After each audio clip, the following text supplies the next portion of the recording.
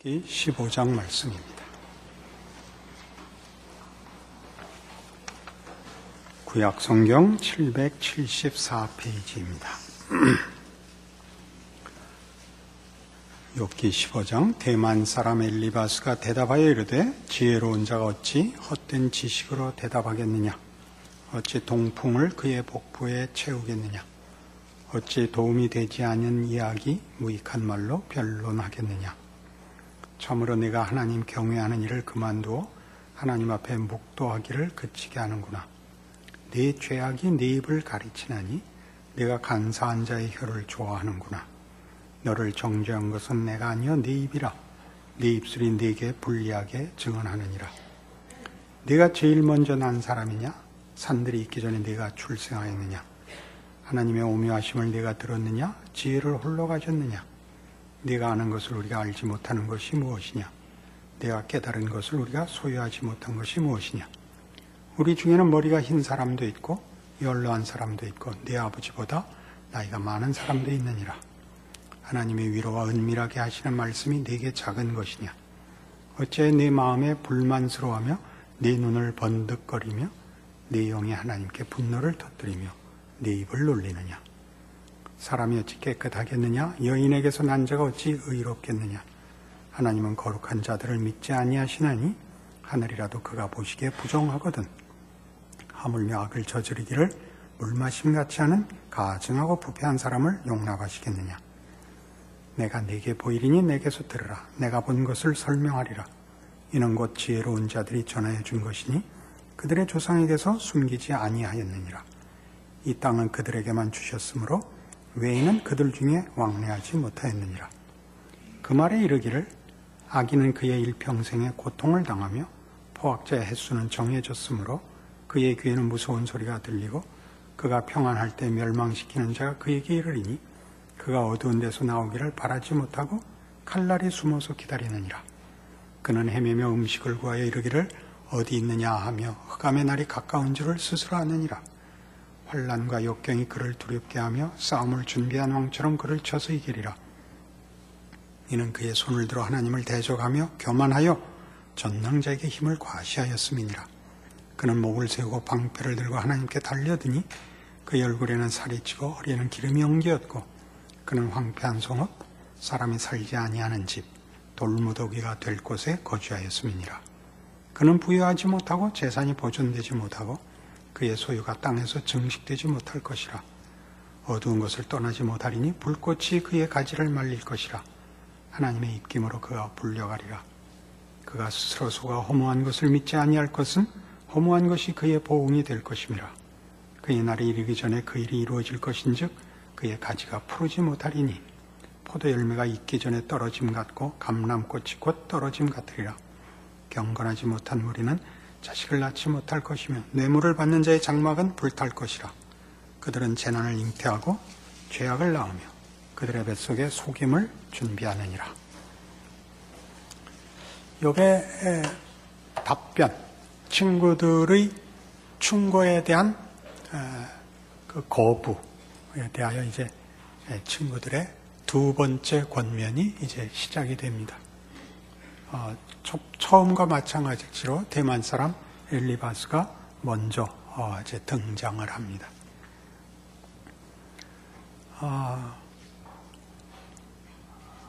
1절에서 16절까지는 말하자면 너 교만하다.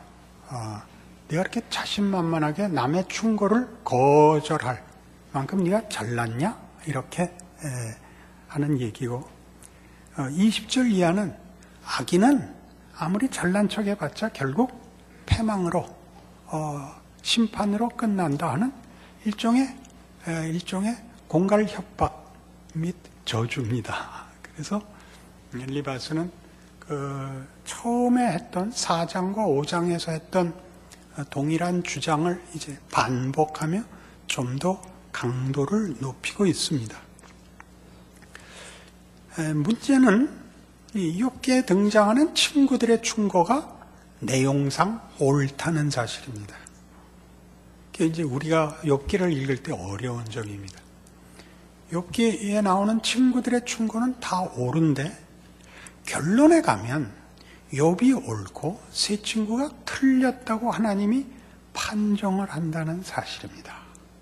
그래서 우리가 읽을 때 어렵습니다. 그러니까 이제 예수 믿는 사람들이 어떤 이제 무슨 권면을 하거나 혹 누구를 위로할 일이 있어서 성경을 인용할 때 우리 잘 아는 내 처음은 미약하였으나 나중은 심히 창대하리라. 그거 욥기에 나오는 친구들의 이야기입니다.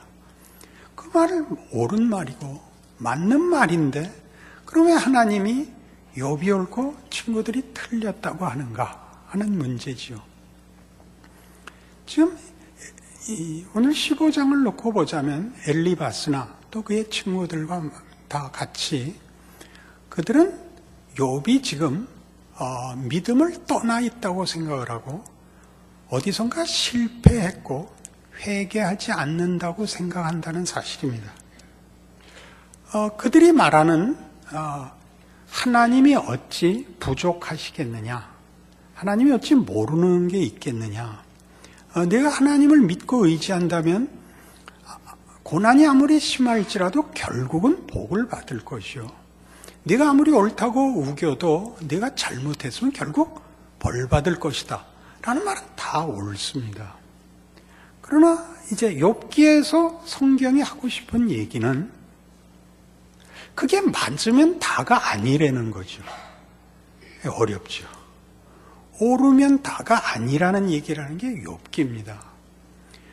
욥은 자기가 당한 일을 자기가 알고 있는 신앙의 지식으로 이해하지 못하겠다고 지금 그러는 겁니다.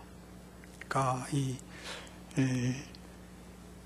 욥의 필사적인 불평에서 보여주는 경건을 친구들은 못 보고 있습니다. 필사적인 불평에서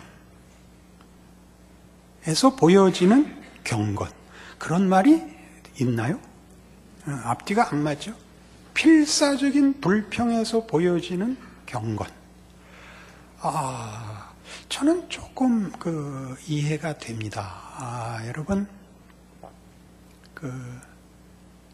삶의 어려움과 그 절망 앞에 섰을 때 그것을 하나님께 돌리는 것은 아주 믿음이 없는 행위이기도 하고 아주 믿음이 좋은 행위이기도 하고 그럽니다. 자기가 져야 할 책임을 신에게 던지는 행위이기도 하고 가장 하나님을 놓을 수 없어서 마지막까지 그걸 하나님께 묻는 사람이 있습니다. 이거 절망을 어떻게 혼자 감당할 수 없어 몸부림치는 치열한 불평과 응답해 주시기를 바라는 필사적인 몸부림이 있다는 걸 아십니까? 고개를 끄덕일 수 없는 질문이라는 건 제가 알고 있지만 기독교 신앙이라는 것은 여러분들이 알고 있는 것보다 훨씬 큰 겁니다. 우리가 사실 일본이 망했을 땐 우리가 기독교에서 뭐라고 말을 했냐면 그 우상 딱지들 섬기더니 하나님 앞에 벌을 받았다. 그리고 이제 믿는 우리 진영에서 나온 얘기 중에는 그 망할 무렵에 환상을 봤다는 사람들도 많이 나옵니다. 기도 중에 이렇게 해가 떨어지는 환상을 봤다. 해가 일본의 상징이기 때문에 그래서 일본이 망한다는 걸 하나님이 내게 보여주셨다라는 증언들을 들었습니다. 그럼 6.25는 뭡니까? 6.25는 순교자를 내고 그렇게 잘 믿은 한국에 하나님이 그 처참했던 전쟁이거든요. 우리는 납득이 가지 않습니다, 사실은. 왜 그 고생을 했어야 되는지.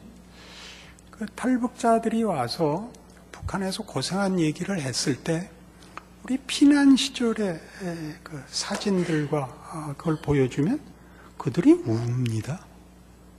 6.25 동란 때 쫓겨온 이북 피난민들이 어떻게 살았는지 보고 놀랍니다.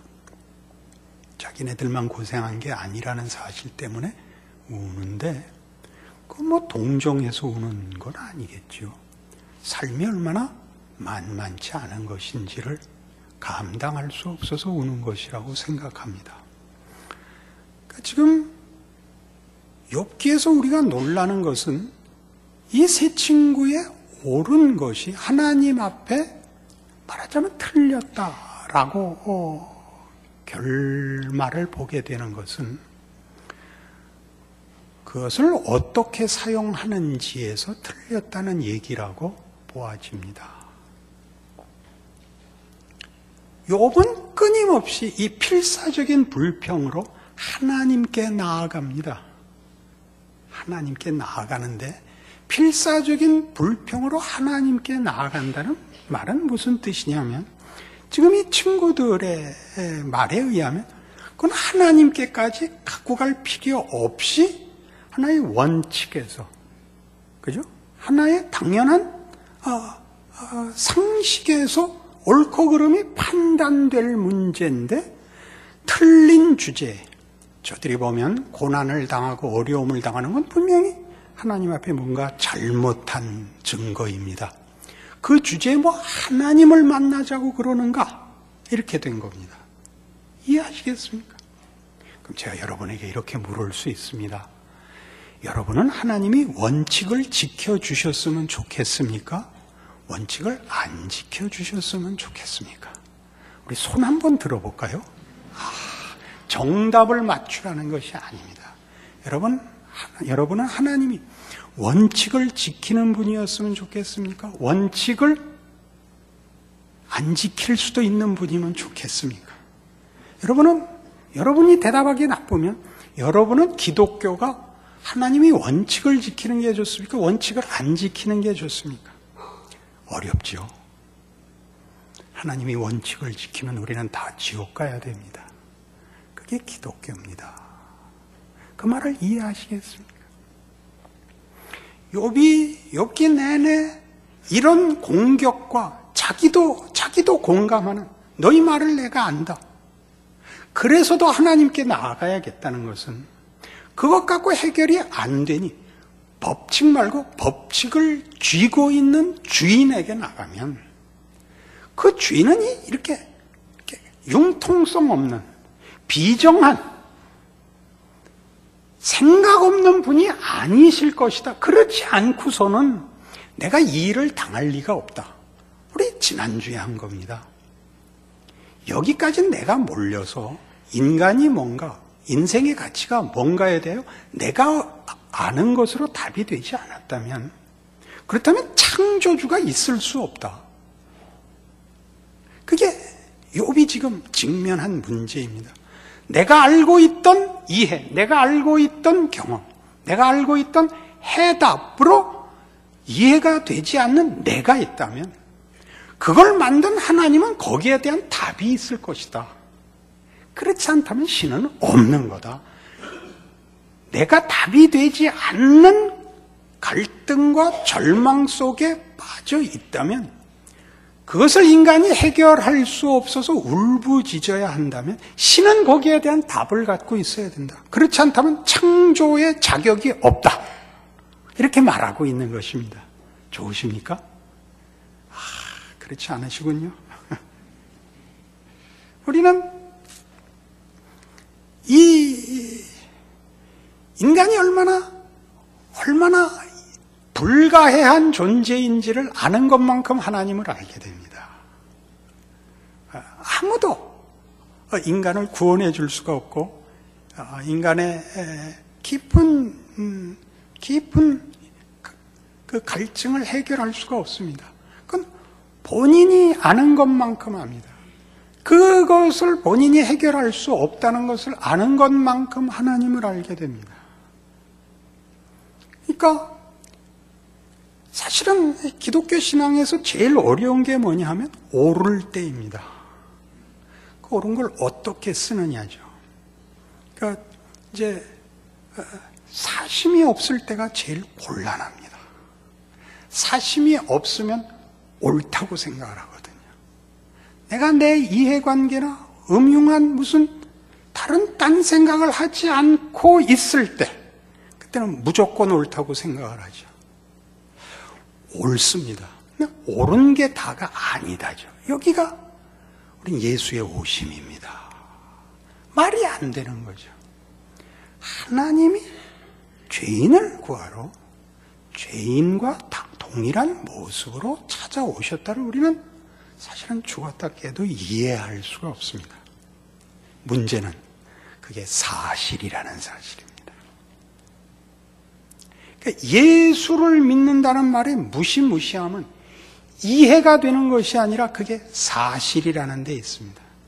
예수를 만나면 우리가 누구이며 예수가 왜 필요한지를 알게 됩니다. 그게 예수를 믿는다는 표현입니다. 근데 예수를 믿어서 예수가 필요 없는 하나님을 만나서 하나님이 다만 원칙에 묶여있지 않은 하나님이기를 바라는 자리, 그래야만 되는 자신의 위치를 이해하지 못해서 하나님한테까지 갈 필요 없어. 여기서 얘기해봐. 선은 이렇고 후는 이렇잖아. 네가 잘못했네. 가서 고쳐.로 끝나는 것이면 그러면 거기는 구원자도 은혜도 기적도 사실은 설 자리가 없는 것입니다. 이게 욥기의 싸움이죠. 그러니까 친구들은 계속 하나님까지 갈 필요가 없습니다. 논쟁과 당위들로 충분히 결론이 나는 싸움을 하자는 겁니다. 그래서 욥이 승복하지 않자 강도만 세어집니다. 점점 더 말하자면 그 권면과 위협과 경고가 자꾸 강해지죠. 우리 늘 하듯이 언성이 높아지는 것과 같습니다. 자꾸 몰지요. 욥은 그럴수록 더 죽겠지요. 그들의 진심을 모르는 바 아니나 그것으로 답이 되지 않는 자리까지 내몰린 인생이 필사적으로 붙잡는 것. 하나님, 내가 온 자리를 하나님이 모른다면 말이 되지 않습니다. 그 얘기를 하는 것입니다. 끊임없이 이제 15장 14절에 보는 것 같이 이제 무엇을 이렇게 강권하려고 드느냐 하면 엘리바스는 14절 사람이 어찌 깨끗하겠느냐 여인에게서 난 자가 어찌 의롭겠느냐. 이게 앞에 4장에 가보시면 17절에 사람이 어찌 하나님보다 의롭겠느냐 사람이 어찌 그 창조하신 이보다 깨끗하겠느냐라는 표현의 반복입니다. 이제 다른 표현으로 사람이 무엇이 관대 한계를 인정하고 빨리 항복하라로 몰고 있는 겁니다. 우리 자주 써먹는 거죠. 네가 다 알아? 네가 하나님이야? 왜 네가 고집을 부려? 네가 내 인생을 알아? 이렇게 우리 한계로 몰죠. 상대방을 항복시키려고 하는 겁니다. 쉽게 항복시키려고 하고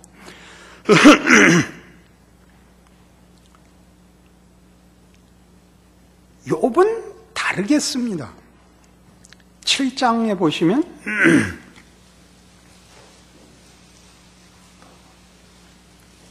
17절 사람이 무엇이기에 주께서 그를 크게 만드사 그에게 마음을 두시고 아침마다 권징하시며 순간마다 단련하시나이까.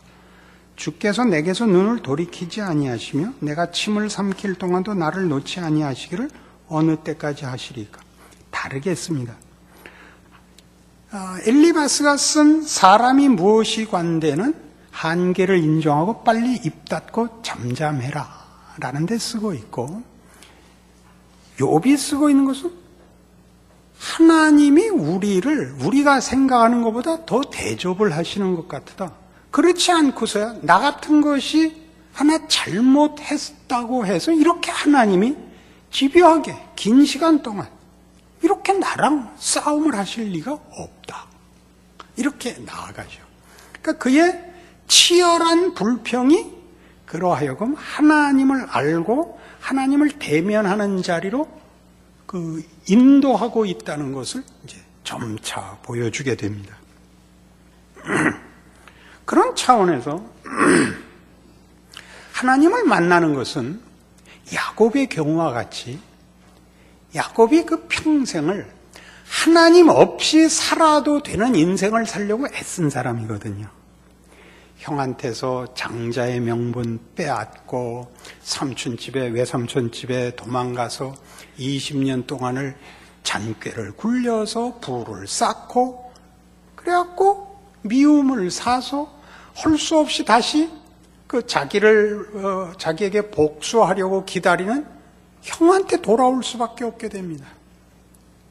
돌아오다가 미리 사자를 보내서 알아보니까 형이 벌써 자기가 온다는 걸 알고 복수하려고 사람들을 데리고 마중을 나왔다는 겁니다. 그게 어떻게 합니까? 처자식들과 재물을 앞서 보내고 홀로 약복나루에서 밤이 맞도록 고민을 하다가 하나님의 천사와 씨름을 하죠. 그가 거기서 그 천사가 이제 그만 싸우자라고 가려고 하니까 놓아주지를 않고 축복을 요구합니다. 축복을 요구하죠. 내 이름이 뭐냐? 야곱입니다. 내 이름을 다시는 야곱이라 하지 말고 이스라엘이라 하리라. 내가 하나님과 더불어 겨루어 이기었음이라. 뭘 이겼을까요? 뭘? 하나님을 만나는 일을 이겼고 하나님에게 복을 받아내는 일을 이겼습니다. 하나님 이외에 다른 것으로 해답을 가질 수 없다는 것을 깨우쳐 하나님께 답을 얻기까지 그가 하나님의 손길하에 몰렸지만 그 몰린 그 마지막 자리가 하나님과 해결해야 된다는 걸 마지막에 알게 되어 하나님께 복을 받아낸 사람으로 그곳 이름을 브니엘이라고 불렀다고 하는데 브니엘이란 하나님의 얼굴이라는 뜻입니다. 하나님을 대면하여 보았다입니다. 지금 욥이 그걸 요구하고 있죠. 하나님 만나 주십시오거든요. 만나 주십시오. 원칙을 만나지 않고 법전을 만나지 않고 그 저자를 만나지는 거죠. 그러니까 우리가 우리의 신앙생활 속에서 사실은 많이 저지르고 있는 자기도 모르는 신앙상의 실수가 뭐냐 그러면 쉬운 것으로 하나님과 대면하는 것을 대신하는 것들입니다. 가장 많이 하는 건 기도입니다. 기도가 하나님을 대면하는 걸 막을 수 있다는 건 무슨 뜻이냐 하면 기도를 속에 있는 모든 얘기를 정직하게 간절히 열심히 한 걸로 끝나고 만다 말이죠. 그걸로 그럼 그 이상 할 게 뭐 있어요? 기도를 하고 고민하셔야 됩니다. 기도를 하고 고민한다는 게 무슨 뜻이냐면 기도를 한 것으로 우리 책임이 끝났다고 하는 그 평안을 가지시면 안 된다. 그런 얘기죠. 예수님께서 십자가를 앞에 놓고 겟세마네 동산에서 기도하십니다. 흐르는 땀이 피와 같다라는 표현을 쓴 그 기도를 하십니다. 아버지여 할만하시거든 이 잔을 내게서 비켜주시옵소서. 그러나 내 뜻대로 마옵시고 아버지의 뜻대로 하옵소서가 어디로 갔다 그랬죠? 엘리 엘리 라마 사박단이었다고요. 나의 하나님 어찌하여 나를 버리시나이까거든요. 아버지께 맡겨서 시험을 이기고 평안해지고 기꺼이 십자가를 졌다. 그렇게 쉽게 풀 수 없다는 얘기죠. 나의 하나님 어찌하여 나를 버리시나이까는 말하자면 예상치 못한 그럴 수 없는 일을 당한 그 어떤 비명이거든요.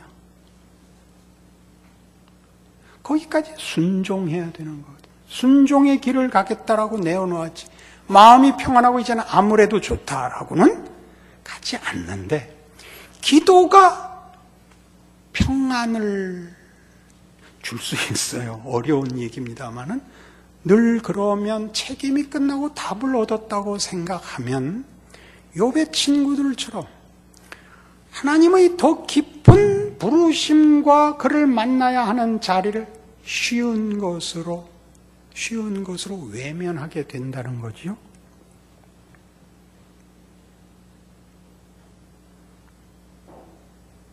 안 했던 고민을 해야 되게 됐나요?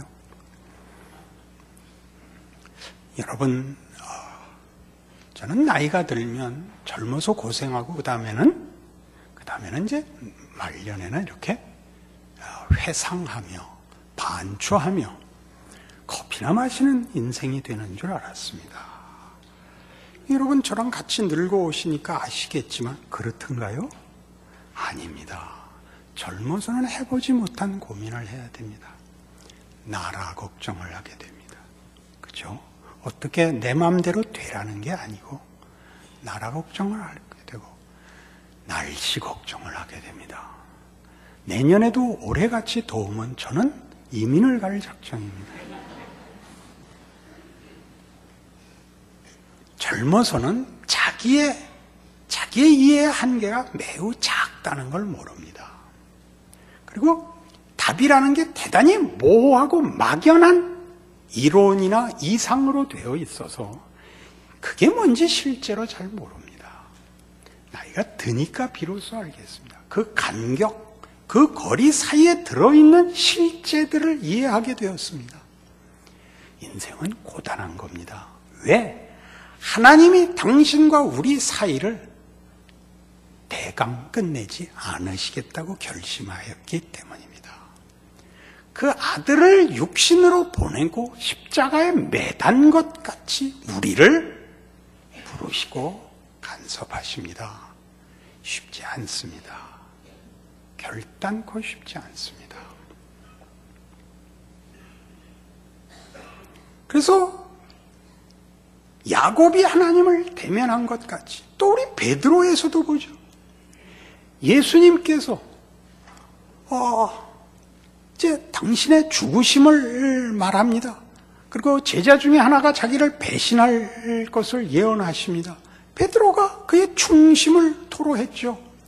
주여, 모두 주를 버릴지라도 나만은 죽는 자리까지 함께 가겠습니다. 시몬아, 내가 네게 이르노니 오늘 다 굴기 전에 네가 3번 나를 모른다고 부인하리라. 그러나 돌이킨 후에 너는 네 형제를 굳게 하라. 그가 직면한 건 뭐였을까요? 하나님이 우리를 어디까지 끌고 가는지, 우리의 실체와 예수의 죽음이 무엇을 의미하는 자리까지 알게 되는 자리까지 끌고 가서 베드로는 사실 한 인생이 겪을 수 없는 가장 비참하고 부끄러운 경험을 하게 되는 겁니다. 다시는 낯을 들고 살 수 없을 것 같은 자리에 바울이 그렇죠. 스데반을 죽이고 다메섹으로 가서 기독교인들을 탄압하기 위하여 가다가 부름을 받죠. 평생 그는 나는 죄인 중에 괴순이라를 입에 달고 살지요. 그렇게 가서 하나님을 직면하는 겁니다. 우리는 우리의 인생 속에서 하나님이 이 도전을 하는 것, 이 역설, 치욕과 죄책감으로 점철된 길을 걸어 하나님을 만나게 하시는 하나님의 일하심에 대하여 더 깊이 이해해야 합니다. 기독교와 신앙을 쉬운 것, 그러니까 어떤 하나의 헌신, 어떤 막연한 진심, 어떤 공의, 정의, 평화 이런 것을 이렇게 목숨을 건 기도로 이렇게 다 넘어가지지 않는 신앙의 길이라는 것을 아셔야 됩니다. 그래서 사실 여러분이 자신을 깊이 들여다보시면 사실은 하나님과의 사이를 미결 상태로 놓고 신앙생활하는 것이 사실일 수 있습니다. 그건 여러분 각각 아시겠죠. 저도 젊은 날은 돌이켜보니까 대강 살았습니다. 제가 괜찮은 제가 스스로 생각이 훌륭해진 건 3년 전부터였습니다.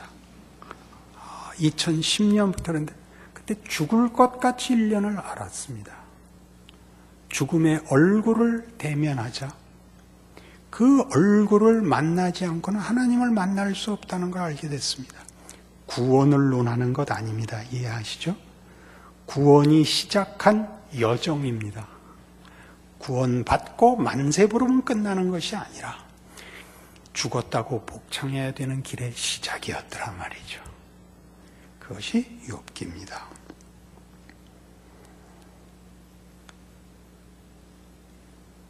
내가 확신하고 분명한 것, 그것이 무엇을 의미하는지 아십니까? 내가 확실하고 나에게 분명한 것은 하나님은 우리를 구원하기 위하여 그 아들을 보냈다는 사실만 분명합니다. 여호와는 자비롭고 은혜롭고 노하기를 더디하고 인자와 진실이 풍성하다는 걸 압니다. 그리고 거룩하시다는 사실도 압니다. 그러니 우리를 죄악에 방치하지 않기로 했습니다. 당연히 거룩해져야 됩니다. 그 거룩으로 가는 길은 다만 옳고 그른 것보다 훨씬 깊고 무서운 길입니다. 그리고 영광되고 감사한 길입니다. 욥기 전체에 나타나는 욥의 무시무시한 비명과 불평과 절망과 그 절규를 지나 그 모든 것을 감사와 7배나 더 받는 복으로 가는 길입니다. 다른 길은 없습니다. 다른 길이란 예수 외에 다른 길은 없다는 말의 진정한 성경적 표현입니다. 예수의 죽으심, 네가 만일 하나님의 아들이거든 내려와 보라 라는 말을 감수하고 걸어간 길, 인간의 손에 의하여 창에 찔려 죽는 그 길, 나의 하나님 어찌하여 나를 버리시나이까 라는 비명이 나온 길 이외의 길은 없습니다. 예수에게서만이 아니라 그로 인하여 구원을 보던 모든 신자의 생애가 그렇습니다. 신앙의 과정이 그렇습니다. 그러니 방심하지 마십시오. 적당히 됐다고 생각하지 마십시오. 그리고 포기하지 마십시오. 여러분의 비명과 불평이 결탄코 소용없거나 불신앙의 것이 아니라 하나님이 아직도 만족지 않으시는 어떤 도전과 위협을 가하고 있는 하나님의 손길인 줄 기억하십시오. 그래요, 일어나 기도하십시오. 고민하고 더 묻고 여러분 좋아하는 성경 구절만 외우지 마시고 안 읽는 성경까지 읽으셔야 합니다. 그리고 역사를 되돌아보십시오. 이 무시무시한 역사가 무언가? 2차 대전은 왜 일어났는가? 잘잘못의 문제를 넘어서는 하나님의 일하심에 측량 못할 깊이와 놀라움을 가지고 두렵고 떨림으로 여러분의 구원을 이루십시오. 기도하십시다. 하나님 아버지의 은혜를 감사합니다. 인간이 무엇이길래 하나님께서 귀히 여기사 분초마다 시험하시며 침 삼킬 동안도 놓아두지 않으십니까? 우리가 무엇이길래 그 아들을 보내어 우리를 위하여 십자가에 매다십니까? 그 사랑과 약속하신 영광이 무엇이길래 우리로 울며 기도하며 잠 못 이루게 하십니까? 하나님의 깊은 뜻과 허락하신 사랑을 깨닫게 하사 깨어있으며 몸부림치며 기도하며 말씀으로 무장하고 깨우치는 우리의 인생 되게 하셔서 다시 잠들거나 넘어진 자리에 누워있거나 하나님 생각하기를 중단하는 일이 없는 하나님의 일하심에 신실하심에 동참하는 우리의 귀한 인생들 되게 하여 주시옵소서. 예수님 이름으로 기도합니다. 아멘.